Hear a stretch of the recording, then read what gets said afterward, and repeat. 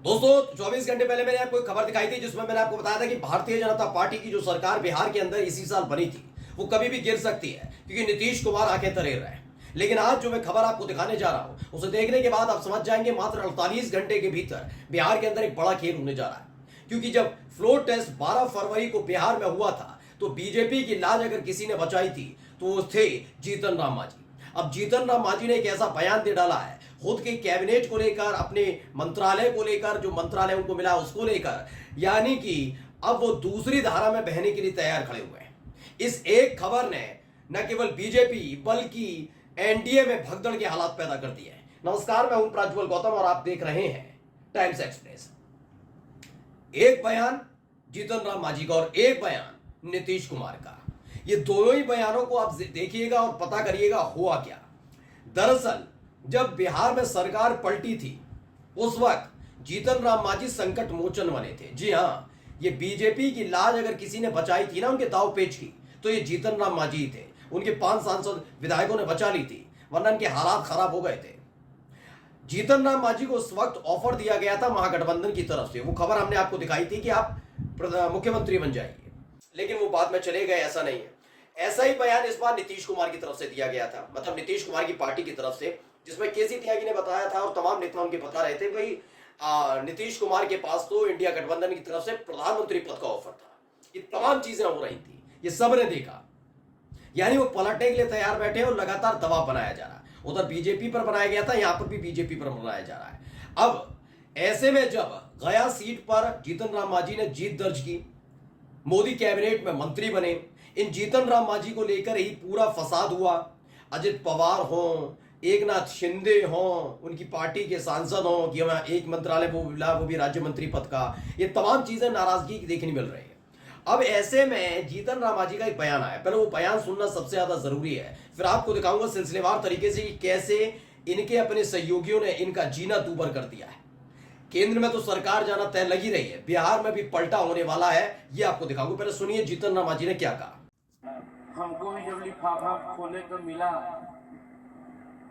Micro small and medium enterprises, तो माथा ठोक लिया कि कौन विभाग हमको मिला है, तो माथा ठोक लिया कि कौन विभाग हमको मिला है। तो फर्स्ट बिहार झारखंड ने इस खबर को छापा, क्या लिखा, मोदी कैबिनेट से मिले मंत्रालय से नहीं थे खुश जीतन राम मांझी, लिफाफा देखकर माथा पीट लिए, पहली बार किया बड़ा खुलासा।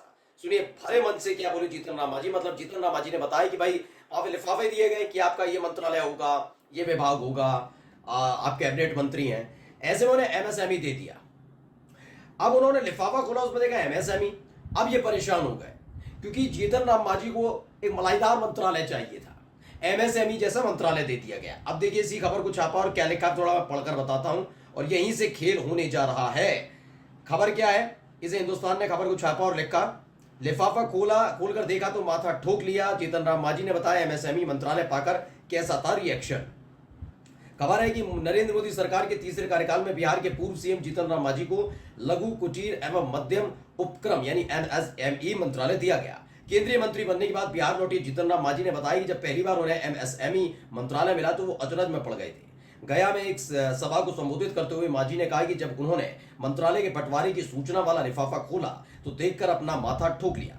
वो micro small and medium enterprises मंत्रालय देखकर बोले कि उन्हें कौन सा विभाग दे दिया गया, और इसके लिए उन्होंने सीधे जाकर मोदी से बात कर ली। यानी उसी वक्त मोदी जी समझ गए कि खेल हो रहा है भाई, ये मानने के लिए तैयार नहीं है सारे के सारे।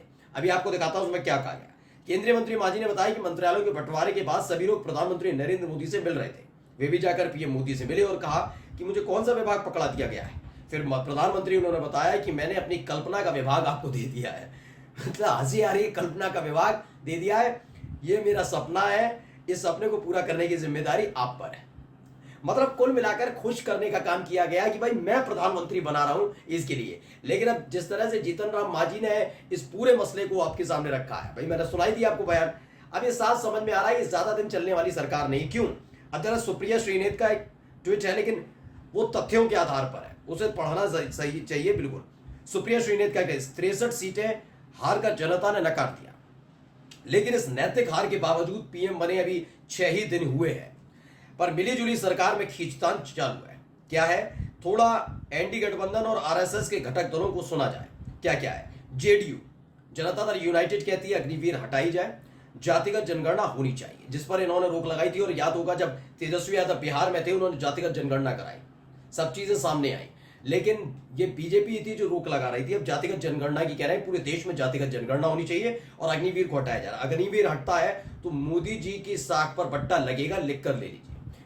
वैसे लगेगा नहीं लगेगा ये तो आगे बताएंगे, क्योंकि अगर आप यूट्यूब चैनल्स देखते हैं तो लगेगा, और अगर आप केवल अंधभक्ति वाले चैनल ही देखते हैं, गोदी मीडिया, तो नहीं लगेगा, क्योंकि उन्होंने तो नोटबंदी को भी ऐतिहासिक फैसला बताया। 2000 के नोट जब वापस लिए गए, जब भ्रष्टाचार उससे बढ़ रहा था, तो उसे भी ऐतिहासिक बताया।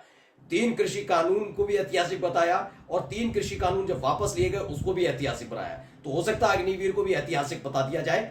जिस तरह से इसे लागू करने को ऐतिहासिक बताया गया, वैसे ही इसे वापस लेने को भी ऐतिहासिक बता सकते हैं। तो कोई गुरेज नहीं है, जो तलवे चाटते हैं उनका कोई गुरेज नहीं है उनसे।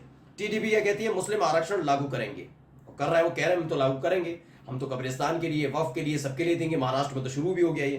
पेगासस की जांच हो, उनके बेटे ने, नारा लोकेश ने पहले ही कह दिया। आपने सुना होगा बयान, जैसे ही परिणाम आए और शपथ ली, शपथ लेने के फौरन बाद नारा लोकेश सामने आए, जो अब अपने ही पिता के साथ मंत्री हैं आंध्र प्रदेश की सरकार में। उन्होंने कहा पेगासस की जांच होनी चाहिए, जासूसी हुई है, और ये जासूसी का आरोप लगा किस पता मोदी सरकार पर, यानी अपने ही खिलाफ, अपनी ही सरकार के ऊपर आरोप लगे। आरोपों की जांच अब मोदी जी को करानी होगी। अभी तक करवाई नहीं थी क्योंकि मालूम था। ठीक, आगे क्या है? जेडीएस क्या कहती है? गुजरात में सेमीकंडक्टर प्लांट को मिली सब्सिडी पर सवाल उठा दिए इन्होंने, जेडीएस ने। आरएसएस में क्या है? कहा अहंकार से 240 सीटों पर सिमटी बीजेपी। उधर मणिपुर जल रहा है, विपक्ष का सम्मान हो, ये तमाम बातें कही जा रही है। यानी विपक्षी हैं वो टेंशन नहीं बढ़ा रहे, राहुल गांधी अब टेंशन नहीं बढ़ा रहे, अखिलेश यादव टेंशन नहीं बढ़ा रहे, टेंशन नहीं बढ़ा रहा कोई और, जैसे ममता बनर्जी, ये सब लोग टेंशन नहीं बढ़ा रहे। टेंशन बढ़ा कौन रहा है इनकी? अब इनके अपने ही साथ के अजित पवार टेंशन बढ़ा रहे हैं, एकनाथ शिंदे के सांसद टेंशन बढ़ा रहे हैं। खुद त्रिशूर से देख लिया आपने, मैंने तो एक थोड़ी देर पहले वीडियो आपको दिखाई, जिसमें त्रिशूर से एक, मतलब केरल से, जो त्रिशूर से, केरल के त्रिशूर से एकमात्र बीजेपी के सांसद सुरेश गोपी इंदिरा गांधी को मदर ऑफ इंडिया कह देते हैं। इधर नीतीश कुमार नाराज चल रहे हैं, बहुत दिनों से नजर नहीं आए हैं, और ना ही वो शपथ ग्रहण समारोह में गए। मोदी और शाह के साथ मंच साझा करने से बच रहे हैं। जीतन राम मांझी माथा पीट रहे हैं कौन सा मंत्रालय दे दिया गया। इधर अलग अलग मांग की जा रही है। यानी कुल मिलाकर मोदी जी का मैं एक बात तो मानूंगा, उन्होंने अपना सपना पूरा कर लिया। यानी इन्होंने इतिहास तो रच दिया भाई, ये तो बात माननी पड़ेगी, इतिहास तो रच दिया। लेकिन उस इतिहास के साथ साथ उनको यह भी देखना है कि अब चलेगी सरकार कितने दिन। मैं आपको अब भी बता रहा हूं, उनकी उम्मीद ज्यादा नहीं है।